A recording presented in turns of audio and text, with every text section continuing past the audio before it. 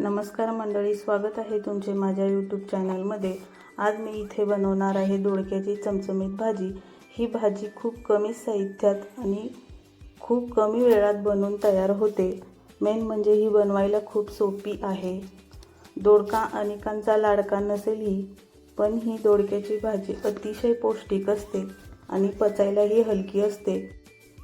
काहींना हा दोडका आवडतो तर काही जण नाक मुरडत ही भाजी खातात। पण जर का अशा पद्धतीने ही भाजी बनवलात तर ज्यांना ही भाजी दोडका आवडत नाही तेही खूप आवडीने खातील। चला तर आपण बनवूयात दोडक्याची भाजी। त्यासाठी मी इथे मीडियम साईजचे 3 दोडके घेतलेले आहेत। त्याच्यावरच्या मी अशा शिरा काढून घेतलेल्या आहेत आणि तुम्हाला जसं हवं आहे तसं तुम्ही कट करून घेऊ शकता। आणि कट करताना दोडका चेक करून घ्या। दोडका कडू असण्याची शक्यता असते, त्यामुळे आपली पूर्ण भाजी कडू होऊ शकते।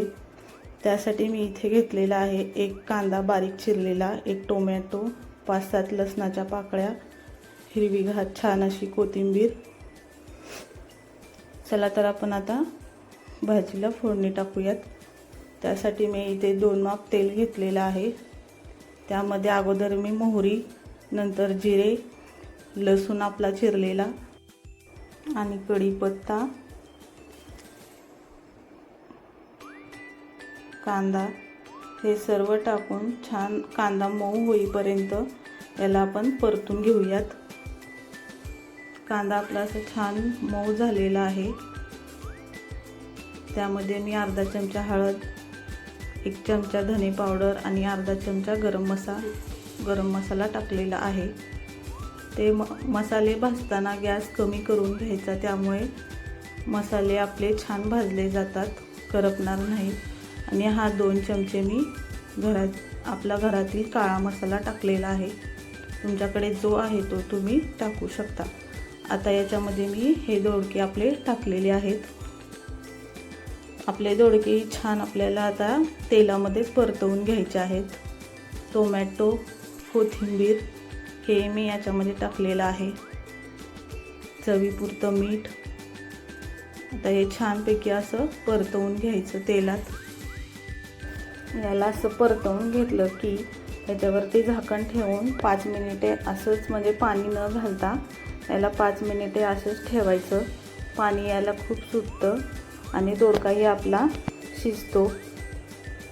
5 मिनिटे झालेले आहेत, तुम्ही बघू शकता आपल्या दोडक्याला किती पाणी सुटलेलं आहे। मी याच्यावरती परत एकदा झाकण ठेवून 2 मिनिटे परत शिजवून घेणार आहे।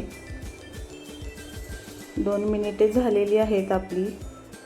तुम्ही बघू शकता दोडका आपला ऑलमोस्ट शिजत आलेला आहे, म्हणजे शिजलेलाच आहे।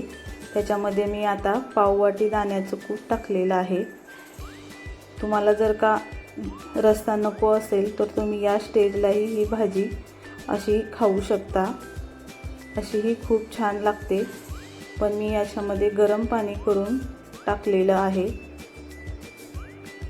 रस्सा भाजी हवी असेल तर त्याच्यामध्ये गरम पाणी करून तुम्ही टाकू शकता। पाणी टाकल्यानंतर मी याच्यावरती झाकण ठेवून परत 2-3 मिनिटे याला शिजवून घेतलेलं आहे। तुम्ही बघू शकता आपली भाजी तयार झालेली आहे। जर का तुम्हाला ही दोडक्याची भाजी आवडली असेल तर नक्की बनवून बघा आणि कशी वाटली ती कमेंटमध्ये नक्की सांगा। आणि असे छान छान रेसिपी बघत राहण्यासाठी चॅनलला सबस्क्राईब करा, लाईक करा। व्हिडिओ शेवटपर्यंत बघितल्याबद्दल थँक्यू। चला तर मग पुन्हा भेटूया छान अशा रेसिपीसोबत।